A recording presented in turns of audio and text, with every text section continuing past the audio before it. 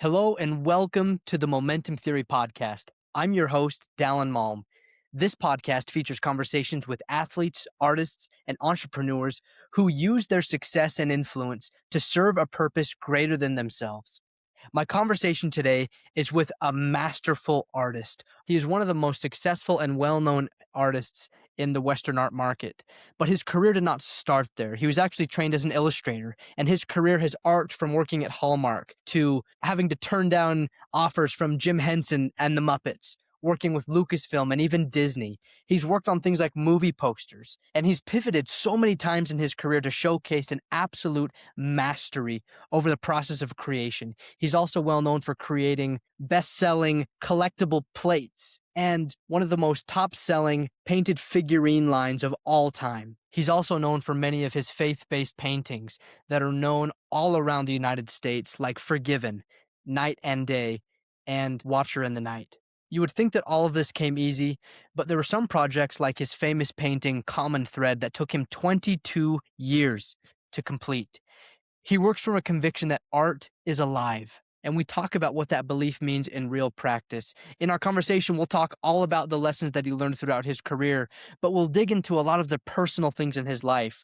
We'll talk about finding your voice after depression, the impact of a great mentor, and what it looks like to work across multiple styles without pigeonholing your talents into one specific area. He'll go into some amazing conversations where some art took him decades to form, and some were given him like a bolt of lightning where he saw the painting in his head and knew that is exactly what he had to copy on canvas.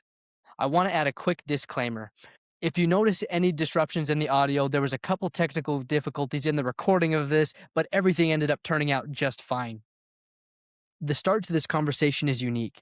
Usually when I sit down with a guest, there's a little bit of small talk. I set up the equipment and then we have a more formalized beginning to our conversation. This was absolutely not the case here. The second I walked into his studio, I was warmly greeted and the conversation got deep immediately. I wanted to ask him to expand on some stories that I had previously heard, and I wanted to ask his permission before hitting record. And when I brought it up, he just jumped right into it. In fact, I had to cut him off partway through the conversation and say, hold on. We need to hit record on this. This is too good. That's exactly where this interview starts. It's as if it were in mid-conversation. The question that I had asked him was, I heard at one point there were some books that you had in your studio that you believed contained an evil influence and that you had to get rid of. And once you got rid of them, that spirit left your studio and left your home. And he said, oh, no. There is much more to that story. Guys, this is absolutely crazy, the experience that he had. It's going to take about 20 to 25 minutes at the beginning of this podcast for him to get through the entirety of that point, but I guarantee you, you are not going to want to miss this one. I would invite you also, if you take anything from this podcast, to understand that this is an honest and open conversation with an artist who is committed to his faith and is unashamed of who he is as a person. We get really personal on this one, and he shares things that I have never heard him ever share or tell to anybody. I want to especially encourage you to not miss the last 10 minutes of this episode where he shares some truth and perspective that I've never heard before. And the moment I heard it, I knew it was going to be life-changing for me. Please don't miss out on that one. Please enjoy my conversation with Thomas Blackshear. Great moments are born from great opportunity. You ask, what is our aim? Victory. Victory, however long and hard the road may be. This will be remembered forever as the greatest day in the history of the Tour de France. You believe in miracles? Yes!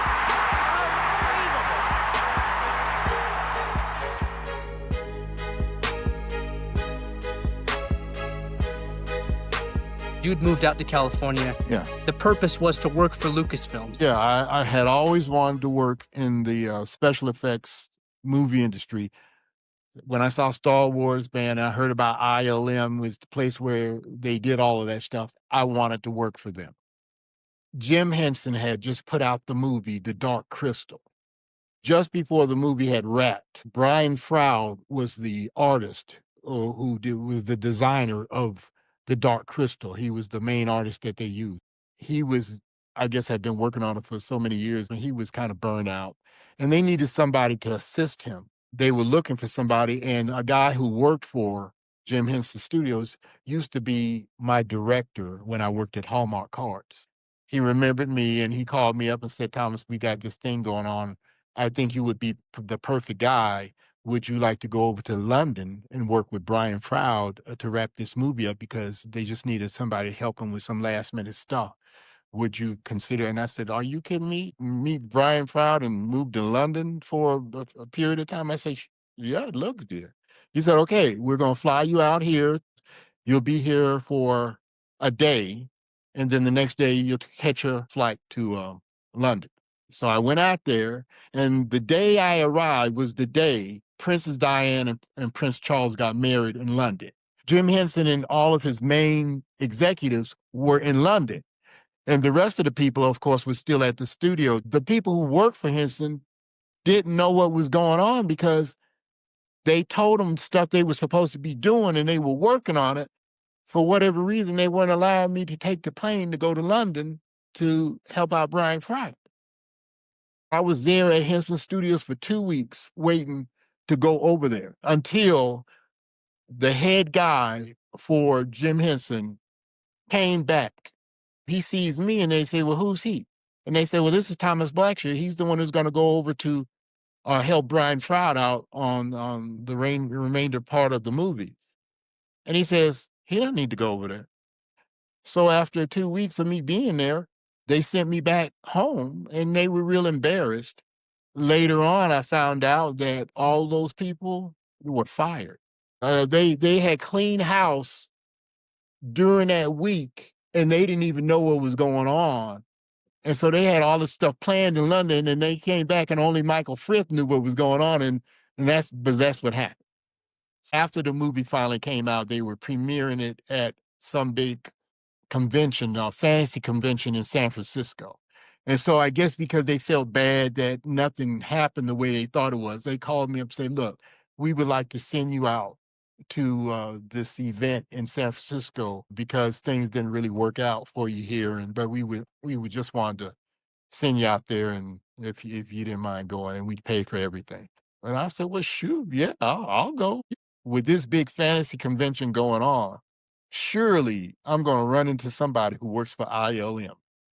And sure enough, I was looking for people.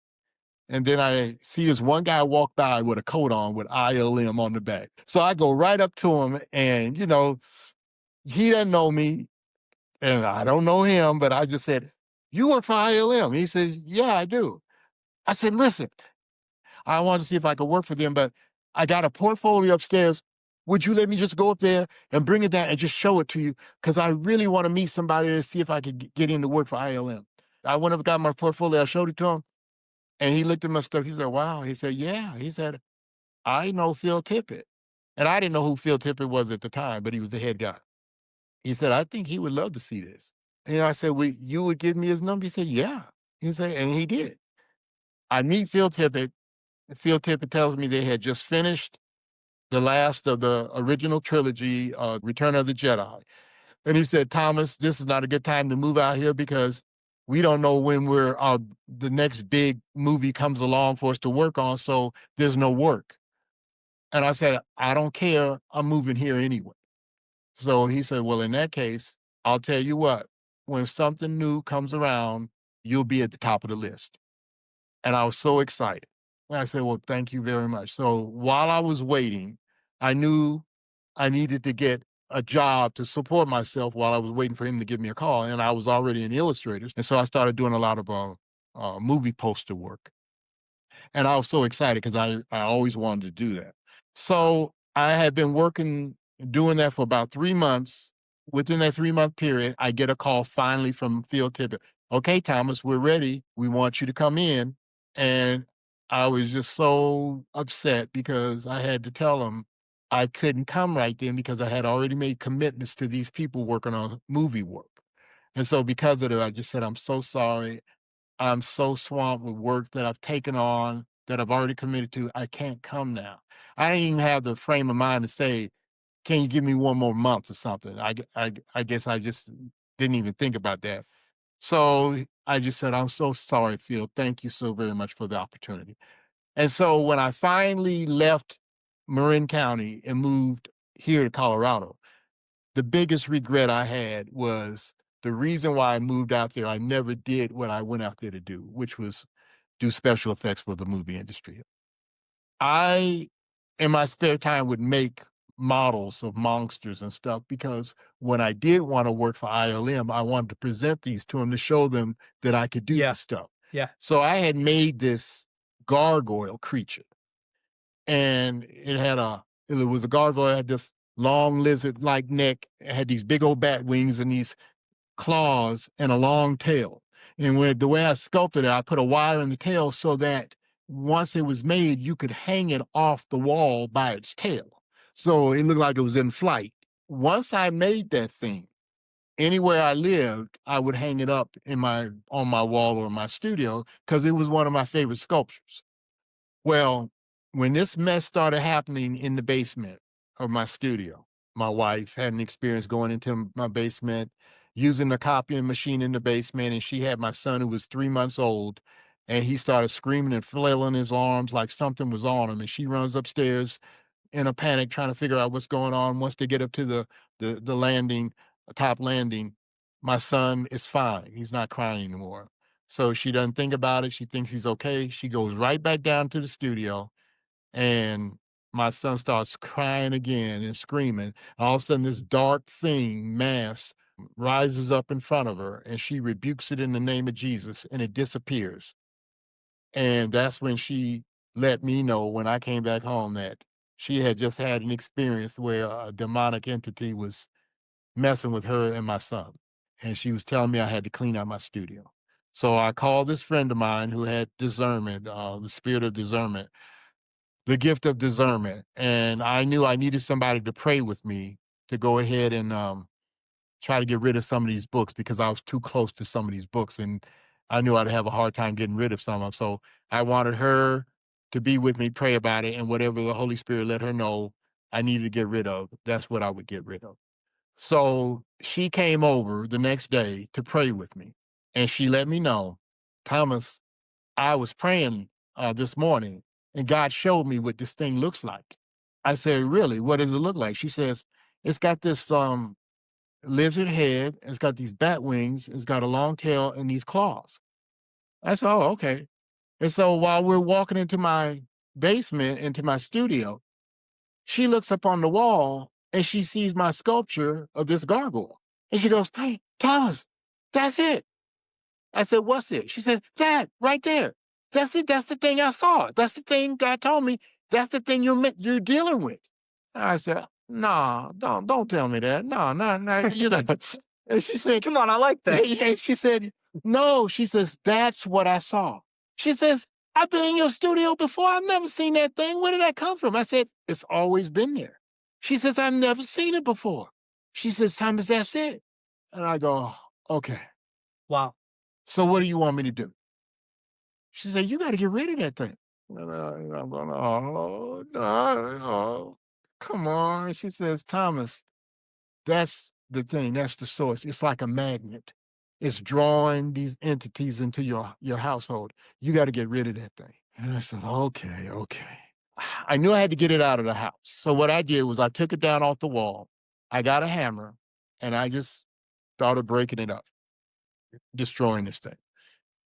And I broke it all up, tore it up, put it in a plastic black leaf bag, and I put it in the garage, trying to figure out where to take it or to get it out of the house. So I put it in the garage. And then we started going through the studio, and we started praying.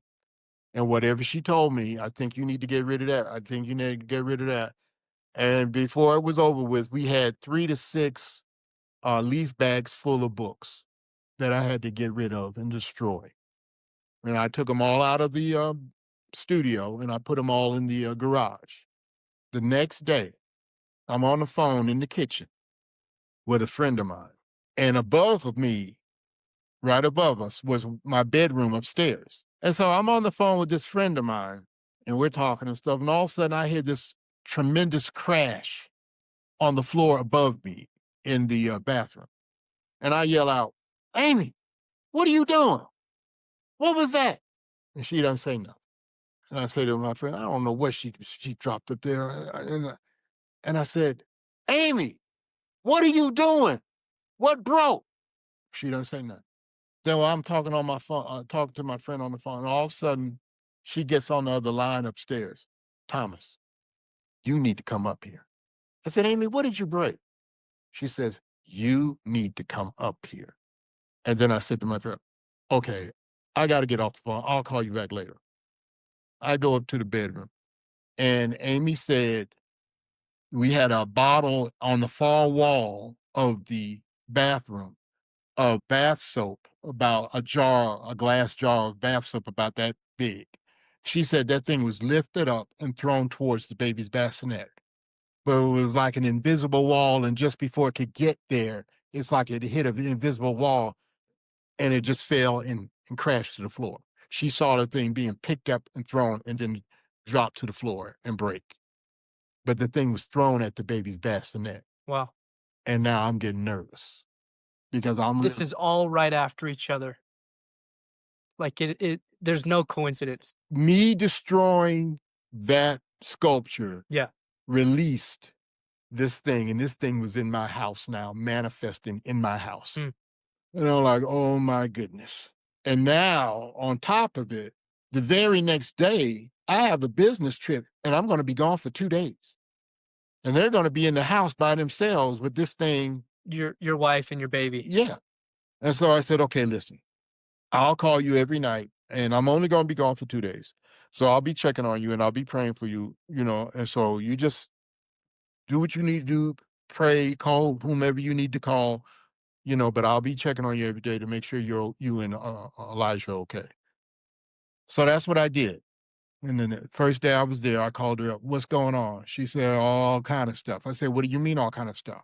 She says, there's stuff going on in your basement. I said, what do you mean?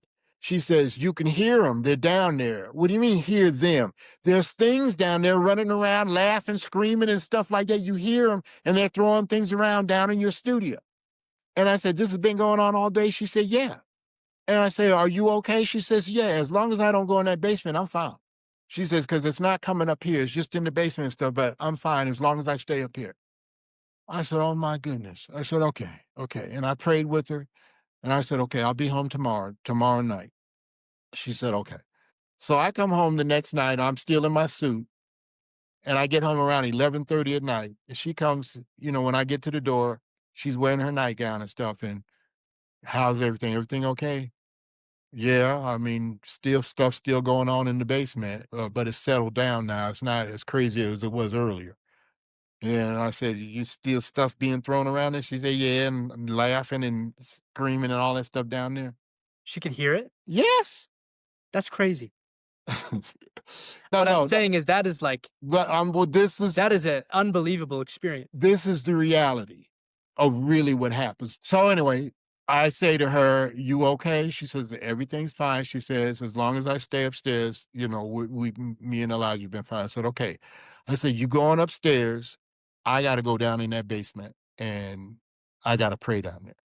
Now, the hairs on the back of my neck are standing up, because I know this is serious stuff. But I'm saying in the name of Jesus, you're with me. I got my anointing oil. I said, okay, I'm going to pray over this house, Lord, because you're the only one who can help me with this stuff. Okay. So I go downstairs into the den area and stuff. And I started praying over the whole house and anointing the windows and the doors. And I'm in the den, and in the den we had a table. And the table had a lamp on it about this tall, a Tiffany lamp. And around the Tiffany lamp were two round lamps. They were like dragonfly lamps, but they had a little round glass with the light coming through it and stuff. And then around the big Tiffany lamp were photographs around it. So what I do is, after I anoint the windows in one room, then I go to the other room, and then I was going to anoint that. And then I turn out the lights in that room. Then I turn out the lights in this room, and then make my way down into the basement. I go to this table with the Tiffany lamp and the two lamps and the frames, picture frames. And I turn out the light of the Tiffany lamp, and I turn off the 2 other lamps, and I turn my back to go turn off the light in that room. When I turn my back, bam, bam, bam, bam, bam, like all of the photographs around the lamp fell down. I turn around and nothing fell down. Hmm. And that happened right there in front of me. As soon as I turned my back, bam, bam, bam, bam, like all the photos fell. And I turn around and none of them had fallen. So that thing was manifesting itself right there in front of me. But then I guess that gave me the power and the strength I need to depend on the Holy Spirit, even though I still felt the hairs on the back of my neck rise up. And I said, okay, you gonna play this game? So I went and I marched down in the basement by myself in the middle of the night with that junk down there, but nothing was going on. But I could still feel the hairs on the back of my neck and stuff. But I went to every room, turned on the lights, went through every, and I anointed it in the name of Jesus, and I rebuked whatever was down there in the name of Jesus. And he helped me get through it, and nothing bothered me. And I went back upstairs. And I didn't hear no commotion or anything like what my wife said she was hearing during the day and stuff. So we went upstairs and we prayed and went to bed. Hmm. The next day, I remember there was one thing that happened in the basement where when I went there during the daytime, I saw one section or area and I saw a flash of light. But that was it. I didn't hear no running around or anything like that, like what she was experiencing and stuff.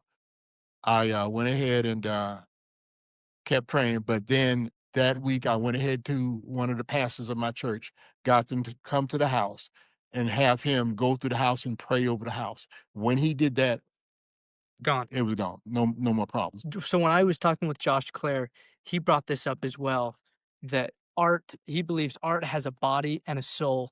Just like when God created man, he created the body and then he created the spirit of man. But there were 2 distinct things.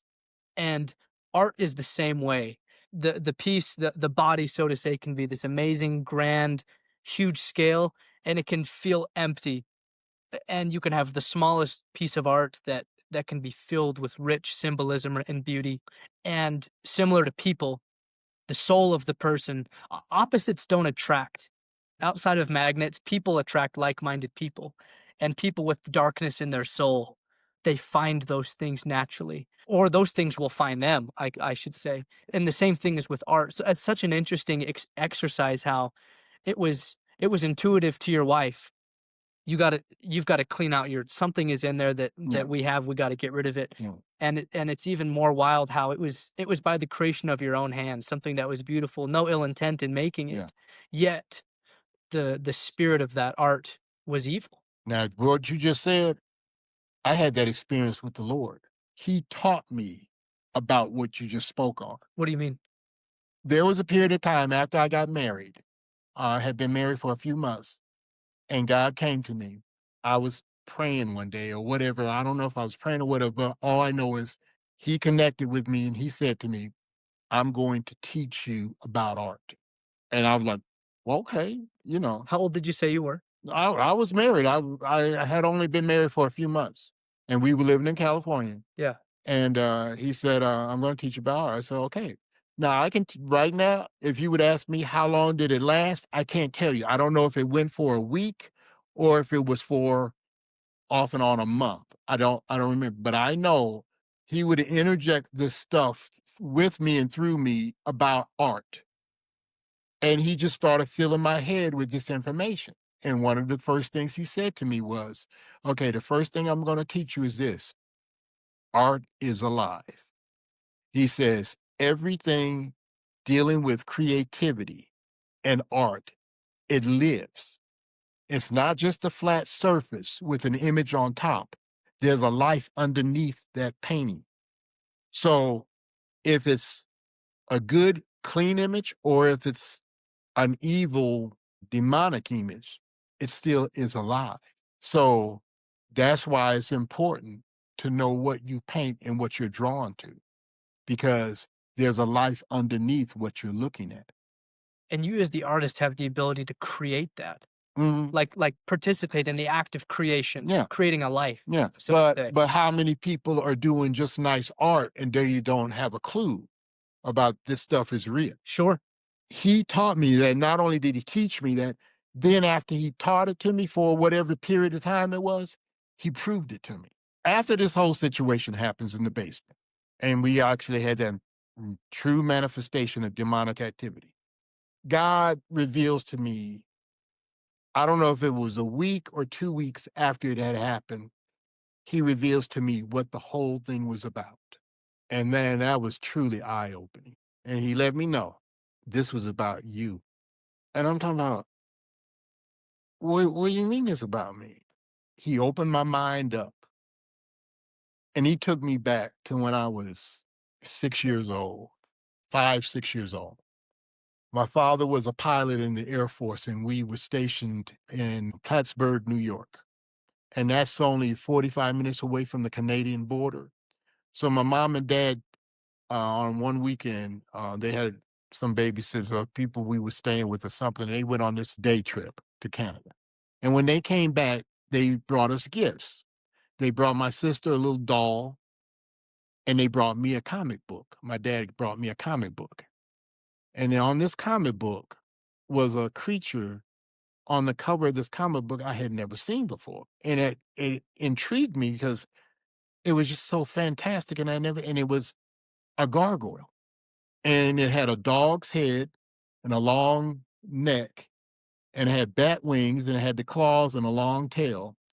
And this man was hanging off of his toenail by his hand, had a sword in his hand, trying to fight it. And the name of the comic book was Jack the Giant Killer.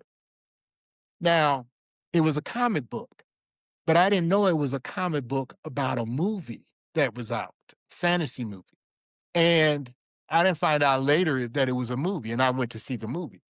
But God said to me, when you saw that image on the cover, that's when that image got into you at 6 years old. And when he told me that, I was shocked. And I said, you mean to tell me from 6 years old to now, this thing has been a part of my life?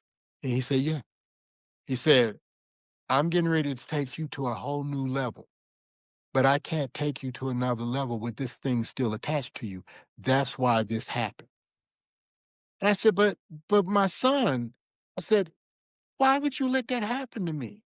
I said, I was 6 years old. I was just a kid. I didn't know nothing. Why would you let this thing get in me? He says, Thomas, you've been fine. You've been okay. I've always been with you. And I said, yeah, but I was 6 years old. I had nothing to protect me. And he says, Thomas, I've always been with you. And he says, didn't I give you Forgiven, the painting of Forgiven?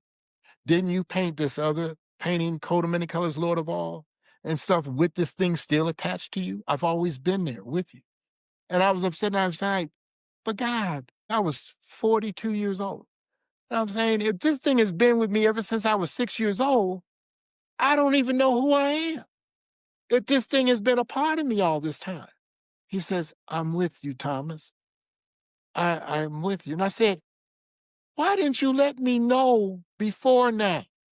He says, Thomas, I've been trying to get your attention about this for years, but you wouldn't listen. He said, that's why I used your son, because I knew when you saw what was happening to your son. And I went, yeah. That'll get your attention. Yeah. I said, you're right. You're right. And he said, but Thomas, I've set you free. You're free now. And I said, Lord, I don't know who I am now. You're going to have to help me understand now who I am, because now that this thing is gone, who am I? After I thought about what he taught me and told me, then I realized the big picture.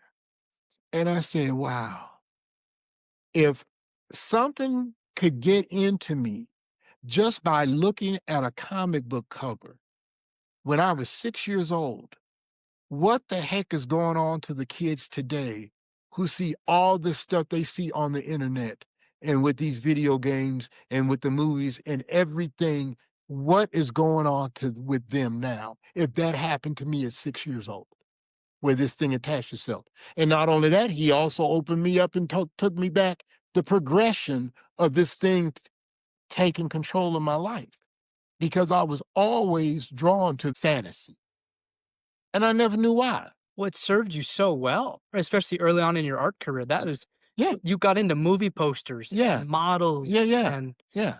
And I still like that stuff. yeah, But now I look at them differently than because I understand the depth of what's really happening with a lot of stuff. yeah. So of course, a lot of stuff I don't mess with. How do you approach it now then?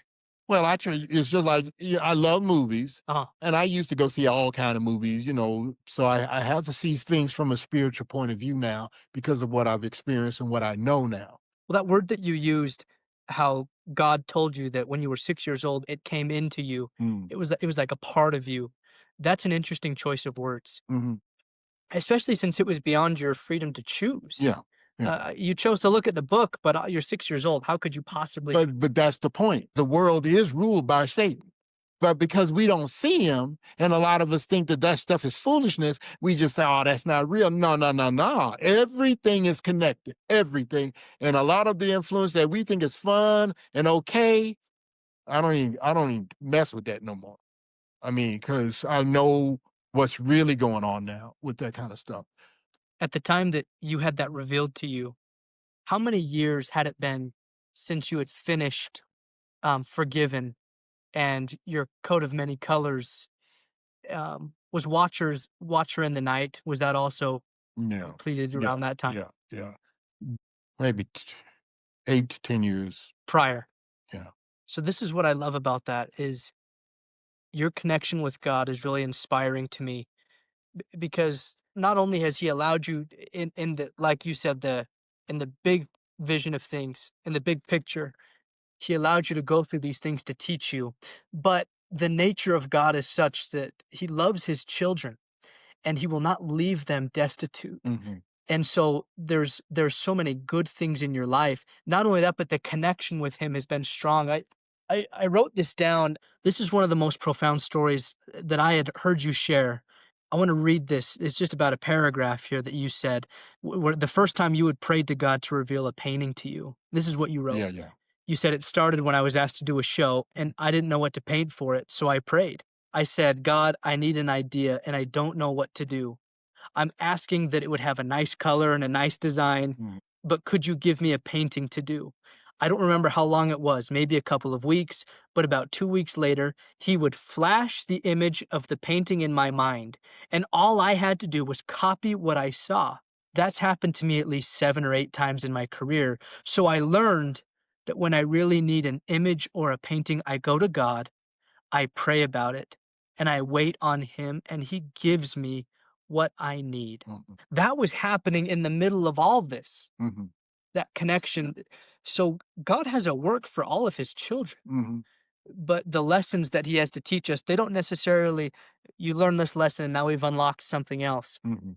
There's a divine design in our life. Yeah. Like, for example, when you did that for the first time, did that teach you anything about the nature of God that you hadn't known before? Yeah. First of all, to see something that I know didn't come from me, I didn't create this. He showed it to me. All I had to do was copy it. The first painting I did that was about that. That was the painting. You've seen the piece I did called Night and Day. Yes, I love it. That was the beginning of everything I do now. And that's when he first started doing it. From that point on, Of the figure, hold the black figure holding yeah, the white sheet. yeah, Yeah, yeah, beautiful piece. yeah. That came all from him. That opened up a door.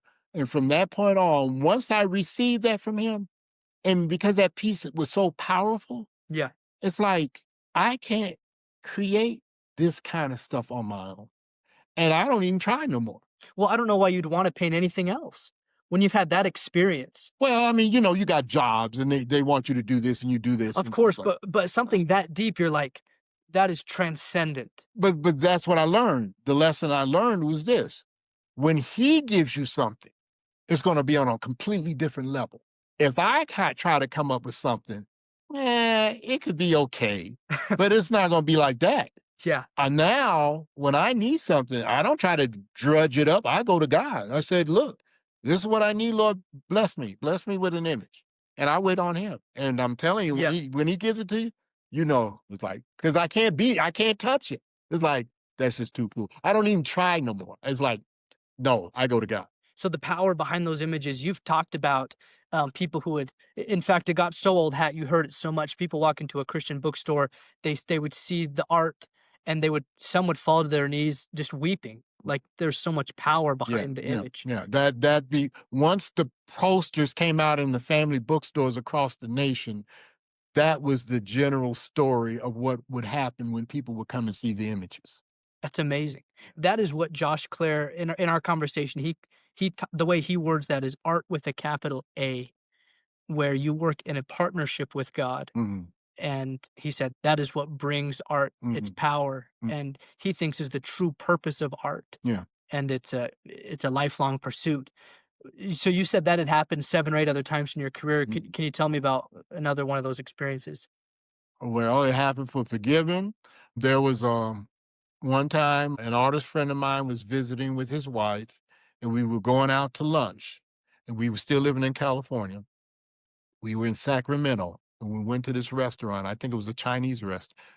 As I was open the door to walk into the restaurant, he flashes an image. I didn't even ask for this. He just gave it to me. As I'm walking through the door, he flashes this image. And what I saw was this Chinese woman, and she was kneeling on her knees, and she had on a kimono, and she was holding a fan with her hands and In front of her face. in front of her face. And there was a bowl with those lotus flowers Yeah. in the bowl Yeah. with some water in it. Excuse me. And the flower was floating on top of the water. And she was holding this, and there was a light that was coming up from beneath, showing her, and some of the shadow from the fan was going across her face here, but you could just see her eyes. Yeah. So you don't see anything but the fan she's holding and her eyes. Yes. And behind her was a screen print design, Japanese screen print design of clouds going by. The name of the painting was called Moonlight. I saw the painting when I walked through the door. I knew the name of the painting, and I said to my friend, "I just got a painting." And I said, and I already know the name of it. I went ahead and painted that painting, and I entered it into the Society of Illustrators annual that they used to have out, and it won a gold award in the show. How long did it take you to paint that? During that time, it might have been about a month. So I wanted to ask you this, a common thread, 22 years Hmm. for that painting to be done. Mm. It comes in and out, in and out, in and out, and you're working trying to figure this thing out. Mm. For somebody who hasn't seen that painting, they have to look it up. The common thread itself is that gold leaf, that line of gold leaf that comes from the top of the painting, symbolically from heaven, Yeah, onto the African man's robe, there you go. and it makes an African design in his robe, and then it just seamlessly weaves into the Japanese woman's clothing, and then it makes a Japanese design as it makes its way into the Celtic woman, Hmm. with a Celtic design back up to a Native American, Yeah, you onto got the it. black man's robe, and back up to There heaven, you go. right? Yeah. But each of them are holding a candle that represents their The Spirit of God. the spirit of Yeah. God in their life, and the way that they hold it, they're like protecting that Mhm. candle and that light. So first off, to go 22 years to have the patience is one thing, but there's so many young artists out there who struggle with being true to themselves in their own work. Mhm. What advice would you give to a young artist looking to do that? There's the pressure of making money and painting what the market wants versus the pressure of like, I believe like I have this art in me. What advice would you give to them to have the courage to go forward with that if the future with it is uncertain? Well, first of all, I'll answer your questions and I'll tell you a story. First thing I would say to them, first of all, you said young artists. The first question I would ask them is, who are you? Do they know who they are? One of the biggest challenges I had when I made the transition from illustrator to fine artist, once I made that transition, I had to answer the question myself, who am I? Because as an illustrator, you do paintings to sell products. But yeah, yeah, So you paint what somebody needs you to paint, and that's how you make your income. Okay. Once I finally said, okay, I'm going to go off on my own, I realized, what do I want to say? What do I have that I can give to the world as far as my own particular style or feelings about how I view the world. I hadn't explored that before because I didn't have to. But once I had to do it, it took me a long time to figure out who am I and what do I want to say. Took me about 6 years to get to that point. It took me 6 years to get to that point because of something that happened. I went through a depression, and during that depression, I lost the love of the art. How old were you? I was in my late 20s. I went through a 3-year depression. I know now it was a clinical depression, but I didn't go to the doctor or nothing. I didn't take medication because I had never dealt with it before. I just dealt with it. I lost everything. I mean, I couldn't talk to nobody about it. And the reason why I couldn't talk to anybody about it, because at that time I was very well-known artist and very successful, and most of my peers wanted to be me. And so when I would talk to them about what I was dealing with, they were like, "Well, what's your problem? You got everything you want. You're making all this money and stuff." That didn't mean nothing. It didn't mean nothing to me because this depression had taken over my life, and I couldn't shake it, and I didn't know what to do, and I couldn't talk to nobody because they were like, "What's your problem? Snap out of it."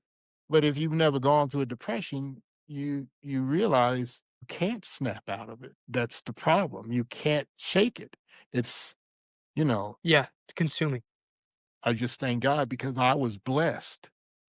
Because I look at all the people that I've heard about or seen who go through depressions and they're on medication, and God delivered me in an instant from depression. There was a person visiting me, and we got into this discussion. I told her that I was dealing with a depression, and she didn't know anything about it because I hadn't said nothing to her about it. She didn't know I was going through an issue. And I said, I've lost everything. I've lost my joy. I've lost my peace. The childlike quality I used to have and the excitement for life, I lost all of it.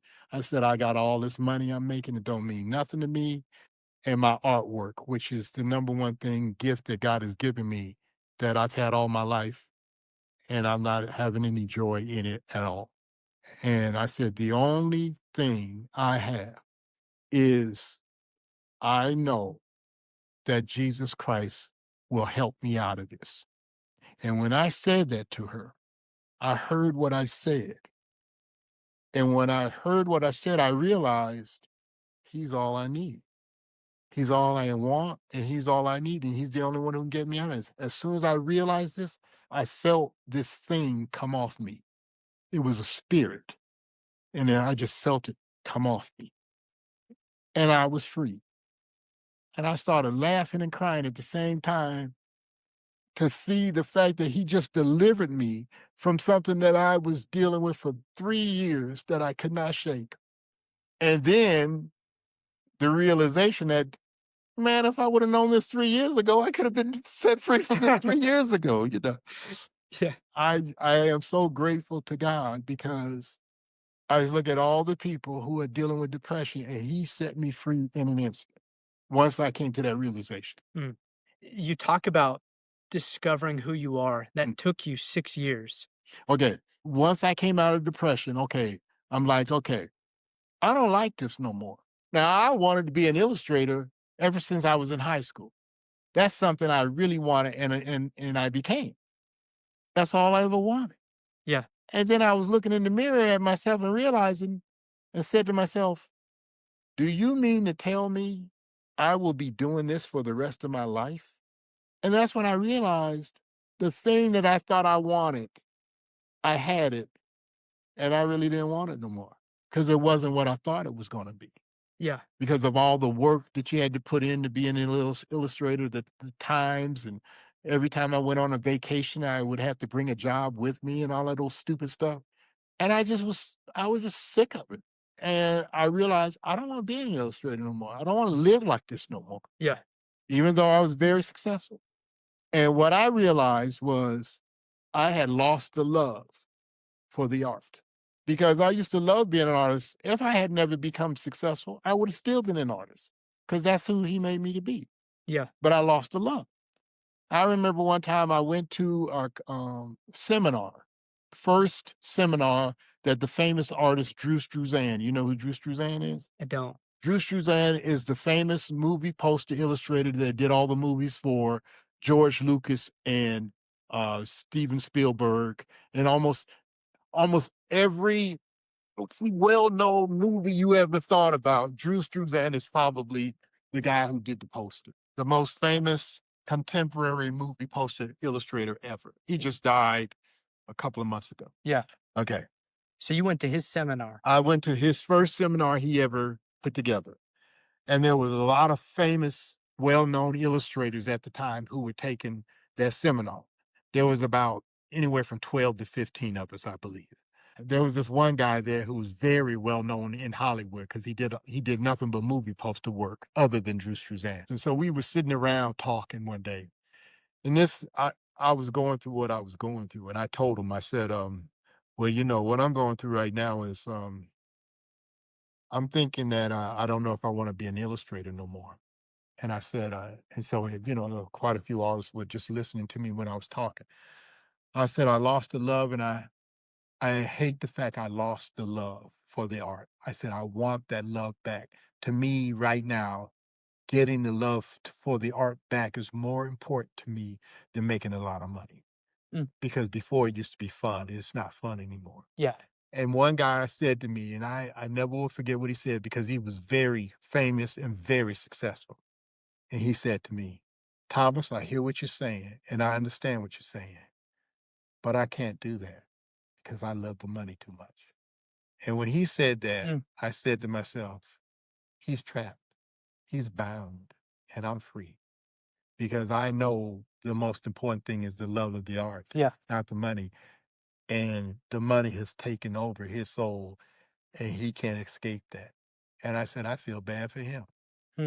And so from that point on, I started the slow process of learning to love the art again. And it took 6 years. Now, that doesn't mean it would take everybody that long, but that's how long it took me. That feels to be a common struggle with artists, is to be true to themselves, or they have a dream or something that they feel called to, and not even in art, I guess, in anything, in the business world. And people just feel those strong emotions and don't know what to do. Well, like I said, they have to understand. That's why I'm saying you got to know who you are. You got to know what it's all about. When I came to the point in my life where I lost the love, that was more scary than anything to me. Because who wants to be in a situation, in a job that no longer brings them joy? Sure. You know, and you know, you still have the talent, but it doesn't matter what you do. It's like you get nothing out of it. Yeah. When someone comes up to you and they say, well, yeah, you got to find out who you are, but I don't know how to do that. What do you say to them? Okay, and I actually had to go through the process of learning what that was. And the way I did it was, okay, what do you like? That's the first question I have to ask myself. What is it that turns me on? And if you know yourself, you know what turns you on. Okay, slim it down. When it comes to art, what turns you on? What is it that you like about art? Why do you like this artist instead of that artist? I started dissecting that. I'm like, okay, well, I like good color. I like good design. I like fantasy. I like realism. I don't like a lot of cityscapes, buildings. I don't like architectural stuff because I don't like a lot of stuff you got to do with rulers. I like more organic things that flow, a rhythm to it and stuff. Yeah. I like Art Deco, even though I don't like drawing architectural rendering or anything. I like Art Deco, the style, and I like Art Nouveau. See, so I knew that much about myself. I like fantasy. I like cartoons. I like comics. Okay. I like the action in comics. I like the way comics are drawn. I like drama in movies. I like good light and dark compositions with light and dark shadows in them. Film noir, I like that in the movie industry. anything that gives me an emotional response just by looking at it. Yeah. Then I have to try to figure out what is that emotional response? Why do I respond to that? What is it about that look that does something to me? Since that time, I've come to realize, do you know who you are when it comes to color? In other words, do you know what colors make you feel a certain way? Do you know what colors turn you on? What colors are appealing to you? What colors make you feel peaceful? What colors excite you? What colors you can't stand seeing together? Do you know that? See, so I had to go through Mm. all of that stuff. I had to learn how to dissect painting, but I learned that as an illustrator. I learned that where I can look at a painting and usually figure out what process was done. And even if I'm wrong, I can still come up with a look that's close to what it looked like. Mm. And that's because I learned how to pick it apart Yeah. Yeah. and stuff. So once I understood that about myself, I know I like strong rendering. I like bold things that are bold. I also like things that are subtle and soft. I like moody things. Once I figured all that out, I said, okay, what's going to make me stand out from everybody else Yeah. who's out there doing their thing? Yeah. What subject matter do I lean towards? Subject matter that I lean towards is I'm a figurative painter. Yeah. I love to paint the figure. The easiest thing for me to paint is a portrait. Easy. So you pursue what comes natural to you. Yeah. And Yeah. the 6 years, I mean, I think for some people it takes much longer. Some people it's shorter, but it's a process of like opening your aperture to things out there. Mm-hmm. You have to know to know what you like. You have to see lots of different things. Yeah. You know, that process is so individualistic. Mhm. It's the only right answer to that question. Mm-hmm. But it is. But by nature and by design, it has to be hard. It has to be strenuous to get to. No, it was a journey. And 6 years, Yeah, it was a journey. But once I got there, I was there. you were there. I knew. I know. And so to this day, there's no question. Yeah. I already know who I am now. Yeah. I know who I am. I know what to do. I know how to do it. You know me doing the figurines, Ebony Vision. Of course. Okay. I learned so much creating Ebony Visions because that was the first time I had to deal on a consistent basis with the public. Mm. So I learned what turns them on. I learned how to guide them to where I wanted them to go. Could you teach me a little bit about that? It all starts with, from an artistic point of view, for me, with understanding design. Did you ever see the TV series Mad Men? I never watched it, no, but I know what you're referring to. Yeah, I used to love that series. Why? Because I was an illustrator. And the whole thing was based on the business of selling product for advertising in the whole bit, to sell products and stuff like that. All of the stuff that they show on that show lets you understand the psychology of how to sell a product. Learned a little bit of that being an illustrator, but it was on a whole different level when I started doing those figurines because I started being able to learn how to control what the consumer wanted. In other words, most of these people I was doing this for was I did a black figurine line. Nobody had ever done a popular black figurine line that got as popular as Ebony Vision. Yeah. But I also did a black figurine line that you had never seen before. It was on a whole different level than the normal, all the time they were always having black people play jazz, musician, Or dancing. Africana. Africana. Yeah. What I learned was it's so simple and people don't even think about it. In the same way I think about the Western art market, it's the same thing. You got to think outside the box, but you also have to understand what turns people on. Yeah. Just from a design point of view, even when I did spiritual figurines like angels and stuff, I give him a nice strong angel. I make sure he has a nice round behind because that would attract women. And it did. It did. Yeah. You say, well, how dare you say something like that? I'm just this is nature. This is reality of human nature. You got to know what attracts women. You got to know what attracts men.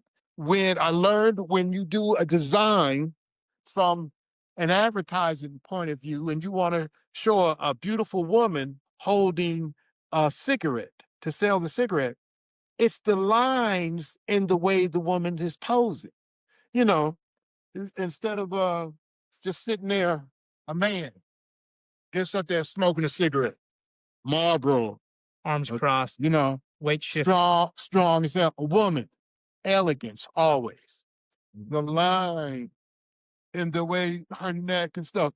You got to learn all that stuff. You got to understand. It's the same way with acting. It's the same way. It's almost like being a director. You know, you got to get the feeling of the elegance of the woman, that long neck and stuff. You never put a lot of wrinkles on a woman. You put all the wrinkles you want on a man because he's rugged and you could accept it.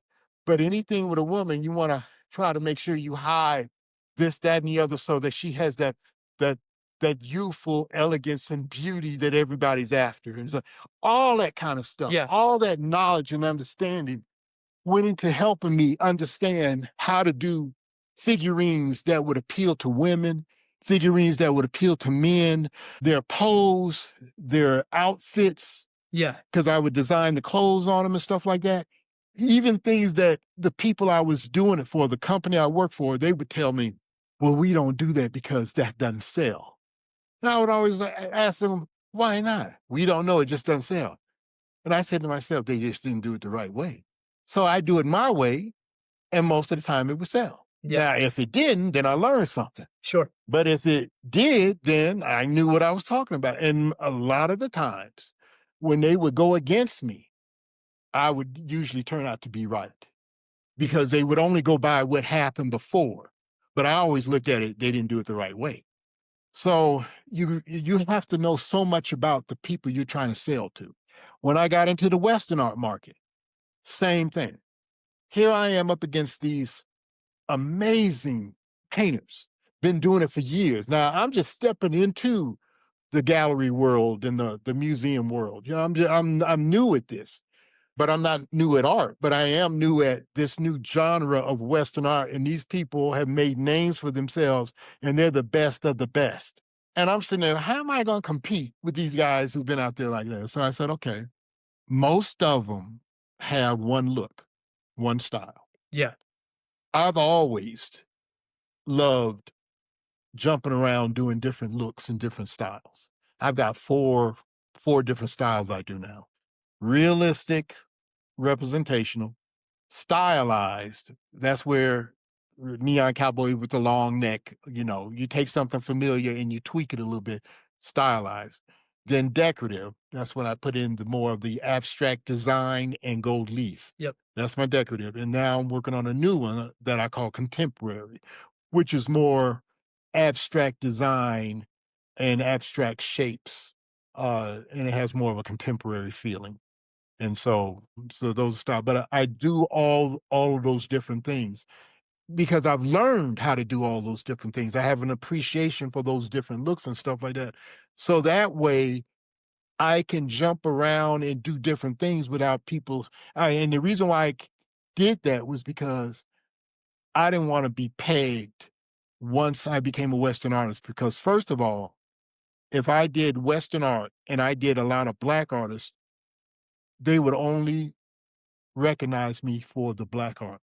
And I knew that from the beginning. And I said, because I had that problem happen to me when I was an illustrator.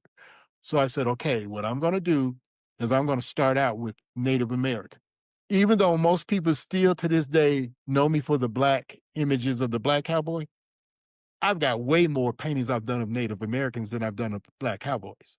Then after that, I said, okay, what look am I going to have? I said, okay, I got these 4 different styles. I said, you know, I really admire Maynard Dixon because he created a look nobody had ever seen before. He took the style of Art Deco and he married it with the Western theme. And he came up with a totally different look. And almost every contemporary young artist today are influenced by him. Okay? Yep. I'm influenced by it. I said, I've never seen anybody do it with Art Nouveau. So I said, I'll do that. So I took Art Nouveau and married it with the Western theme and came up with Western Nouveau.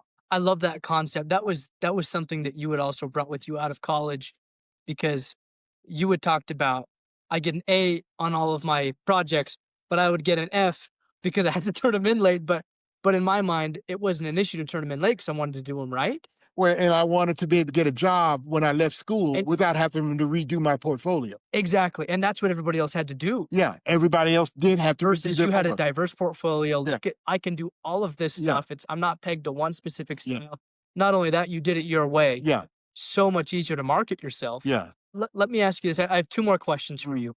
The first one, you have to forgive the idiom, but it seems like everywhere you've gone since you graduated to college, you went about that the right way with your portfolio. You had an amazing mentor in Mark England. Mark English that we didn't even get to talk about. But I wanted to ask, everything that you've worked on, Mhm.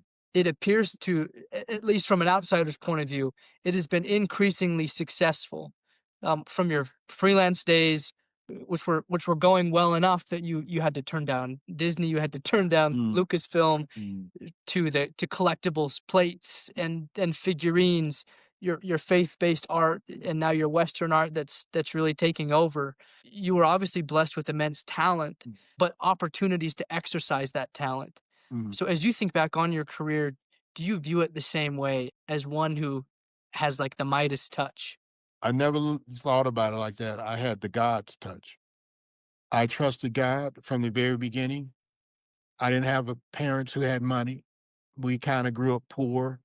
Didn't know we were poor, but we were when I think back on it. My mom and dad divorced when I was 10 or 11 years old. And so I knew I had to get out. I had to get out of there. I had to get out of where I was. I knew that my talent was going to take me somewhere, and I wasn't going to let nothing stop me. I had a discussion with a friend of mine from high school where they told me that I told them some of my dreams, and she said to me, "Oh, that's not going to happen to you because the world ain't going to let that happen to you." And I guess she had never seen the other side of me, and when she said that, that lion came out. And I stopped her and I said, "Don't you ever tell me I'll never make it. Don't you ever tell me I won't be successful." I said, "You and nobody else is going to stop me." And that was my faith in God and my faith in myself. I became a born again believer when I was 16 years old. I think around when I was 18 or 19, I believe I was in the closet praying one time.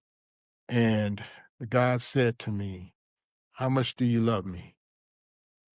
I said, "I love you, Lord. I do. I really love you and stuff." And he says, "Would you give up your art for me?"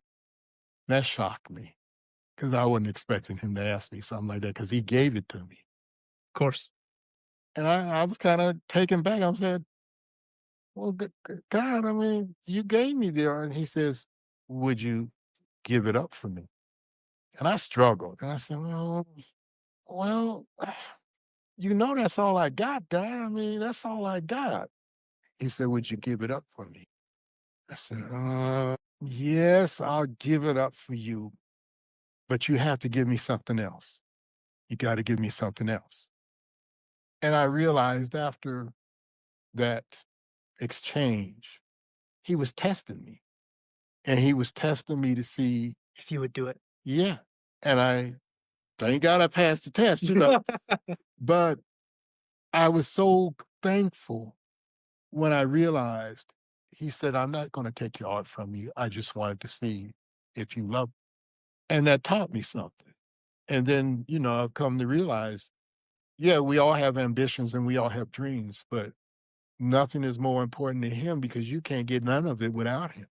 Yeah. It's all about him and him through you and with you. And because I've learned that it's all about him and me doing it his way because I belong to him. Now, everything hasn't gone exactly the way I wanted, but I have been truly blessed. When I look at a lot of people, a lot of my contemporaries and stuff like that, a lot of people have not had the blessings I have had in my career. I have been very, very successful in most of the things. And it's, very successful career, but a very hard marriage, and I can understand it. Why is it that my career keeps going like this, but my marriage but it's just the way it's been. And I remember another turning point in my life was when I was living in California. I had a friend who went to high school with me. We both were from Atlanta, but we both ended up in Marin County, the San Francisco area. And my friend is an amazing guy. He lives in Denver. I mean, he lives in Boulder. He lives in Boulder. He ended up in the same area I was in the Bay Area. And I used him to pose for me one time. And during this time, I was having a conflict with God about doing artwork for God. He came to pose for me. I guess he sensed something was going on between me and God. And he said, I'm going to tell you a story. Now, my friend became an actor. He was a singer. He was a dancer. And he was studying at a seminary in Marin County at the time, which is like all them things he's doing, and he's at a seminary too. So he tells me this story. And I know that that story was blessed by God, that he was supposed to tell me a story. And he said to me, I've always had this thing where I didn't want to do music for God. And the reason why I didn't want to do music for God, because God's music was boring to me. Christian music was boring. He said, I wanted to have something that had some pop to it and something that was a little bit more exciting and stuff. Anyway, I had this feeling that God wanted me to go on a fast and ask him about this. So he said, I went on this 3-day, 3-night fast. And the question was, God, what do you want me to do about the music? And so he said, after the last night, he didn't hear nothing. Third night, before he went to bed, he sat on the bed and he looked up at God and he said, God, I've been fasting for 3 days, 3 nights. I haven't heard nothing from you. What do you want me to do about this? He said, I'll tell you tomorrow morning when you wake up. He said, okay. He went to bed, woke up the next day, jumped on the side of the bed, and he said, okay, God, here I am. What is it that you want to tell me? And he sat and listened, and he said he heard God say, I want you to do my music. And my friend said, oh, God, I don't want to do Christian music.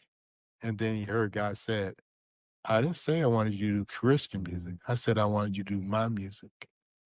And when my friend said that to me, God was saying to me, I didn't say I wanted you to do Christian art. I said I wanted you to do my art. And it went through me like an arrow. And he said, Thomas, I will give you things you've never seen before. And I will show you things you've never seen before. And once that happened, I said to him, I'm yours. Whatever you want to do, I'll do. And from that point on, I trusted God with all of it, because when he helped me to realize I was putting him in a box and putting a label on it that had nothing to do with who he really is, Yeah. that's when I realized I'm all in, because you're God. And if you're going to do something, and from that point on, that's what my career was like. Let me ask you this closing question. What's the kindest thing anyone's ever done for you? Well, first of all, God really blessed me to be able to be Mark English's apprentice. I learned so much from that man. I mean, he was a master, amazingly talented. And to learn what I learned from him, and I think he was amazed at me, because I found out later, after he had passed away, stuff he would say to other people about me that I didn't know he had said. It blew my mind that he saw things in me that I didn't see at the time, but he saw it right away. He even did something for me. You know about Mark English creating the Illustrators Workshop group, right? Yes. And there was a photograph of all of the members of the group gathered together. Yes. Yeah.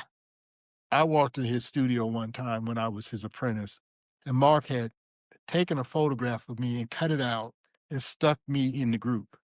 I was shocked that he would do that. And there had been people who would go and visit him, and they would see that picture of all of the people in the group, and then they'd see me there. And they all thought I had given him that as a present or something. Yeah. And I said, I had nothing to do with that. He did that for me. because that's how he saw me and stuff. I just thought for somebody like him, I mean, that man at one time won more awards than Norman Rockwell, that he would think of me like that he would put me in with them. That was really a wonderful thing to do. But that experience was Marcus one. Kindest thing anybody ever did for me was this place right here. Your studio. When I was going through my divorce, and it was really bad because when I was going through my divorce, at the same time, I was being sued by the company I did. Linux. Linux, yeah. And I lost everything. So I had nothing. I lost everything. And I have a friend here who lives in Colorado. He was asking me if he could help me and rent out a space for both of us because he had a business and he just needed a small room, but he said it could be a nice size room for you to do your artwork in, and I could just take a small room. And for almost how many years? He paid my rent here at this place for almost 3 years. It was close to 30-something $1,000. Wow. He hardly ever was in that room he had. He was hardly ever in there. Well, he never was. He just set up stuff and he never came to do nothing in there. And he did that for me. He did that for me. And thank God when I finally won my case against Linux and they had to pay me all that money back and I was able to pay him back for what he did for me. But who does that? Who does that for somebody? That was amazing. A real friend. Oh, yeah, for sure.